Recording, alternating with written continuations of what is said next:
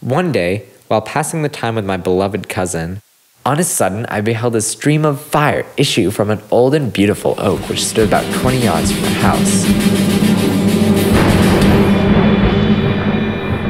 I had never beheld anything so utterly destroyed.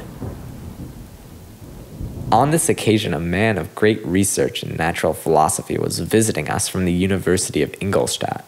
Excited by this catastrophe, he entered on the explanation of a theory which he had formed on the subject of electricity and galvanism, which was at once new and astonishing to me. Thus strangely are our souls constructed, and by such slight ligaments are we bound to prosperity or ruin. When I had attained the age of 17, my father resolved that I should become a student at the University of Ingolstadt in Germany, so that I might be acquainted with other customs than those of my native country.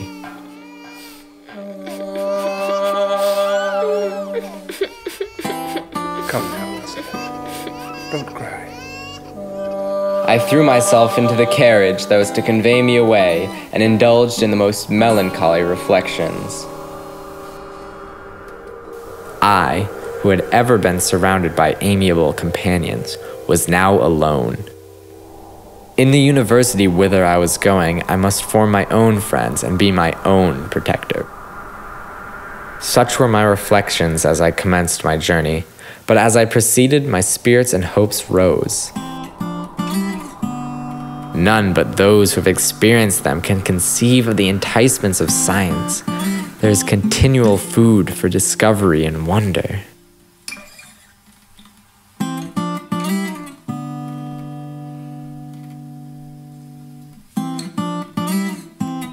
I improved so rapidly that at the end of 2 years I made discoveries in the improvement of some chemical instruments, which procured me great esteem and admiration at the university.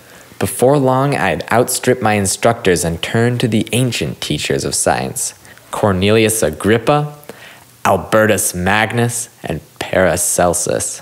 Under their guidance I entered with the greatest diligence into the search of the philosopher's stone and the elixir of life.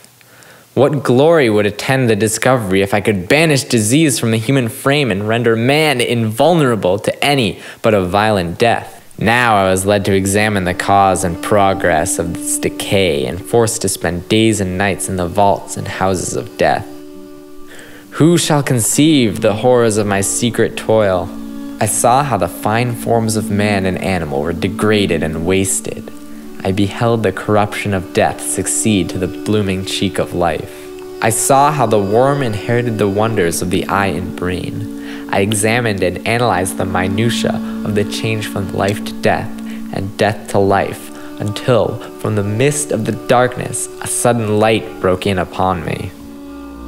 After days and nights of incredible labor and fatigue, I succeeded in discovering the cause of generation and life. Nay, more, I became myself capable of bestowing animation upon lifeless matter. Yet even with so astonishing a power placed within my hands, to prepare a human frame for the reception of it, with all its intricacies of fibers, muscles, and veins, still remained a work of inconceivable difficulty and labor. But my imagination was too much exalted to doubt my ability to give life to an animal as complex and wonderful as man. I see by the wonder and hope which your eyes express, my friend, that you expect to be informed of the secret with which I am acquainted. That cannot be. Learn from me how dangerous is the acquirement of knowledge, and how much happier that man is who believes his native town to be the world, than he who aspires to become greater than his nature will allow. The moon gazed on my midnight labors on that dreary night of November when I beheld the accomplishment of my toils.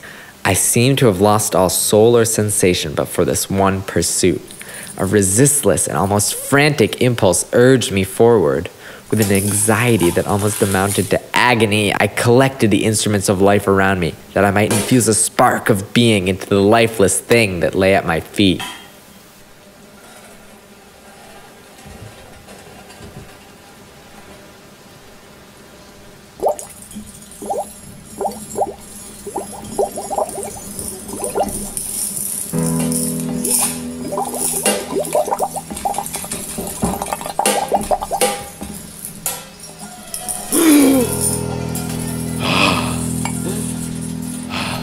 Oh, but the different accidents of life are not so changeable as the feelings of human nature. I had worked hard for nearly 2 years, deprived myself of rest and health, but now that I had finished, the beauty of the dream vanished, and breathless horror and disgust filled my heart. Unable to endure the appearance of the being I had created, I fell at once into a feverish state.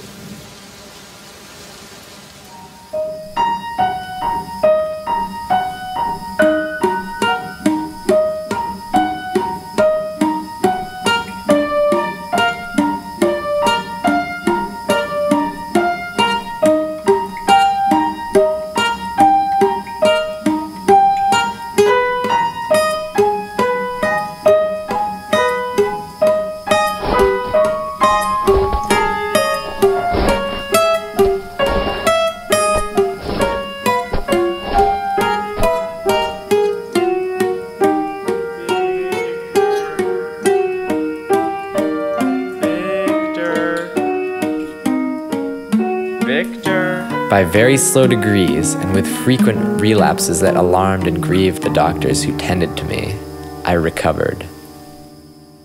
Ah, very good. I see that young Master Frankenstein has returned to the land of the living. Be quiet and still.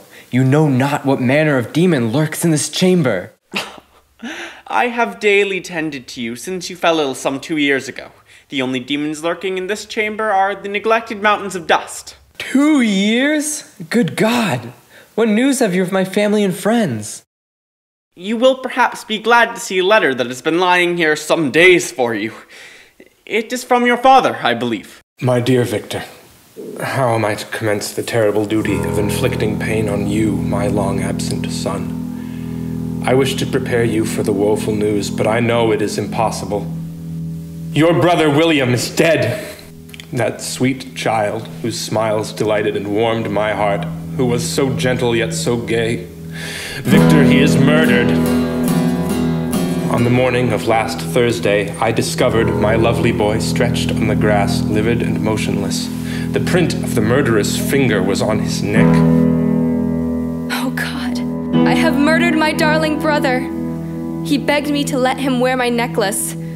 If only I had not marked him for death with such a temptation for thieves.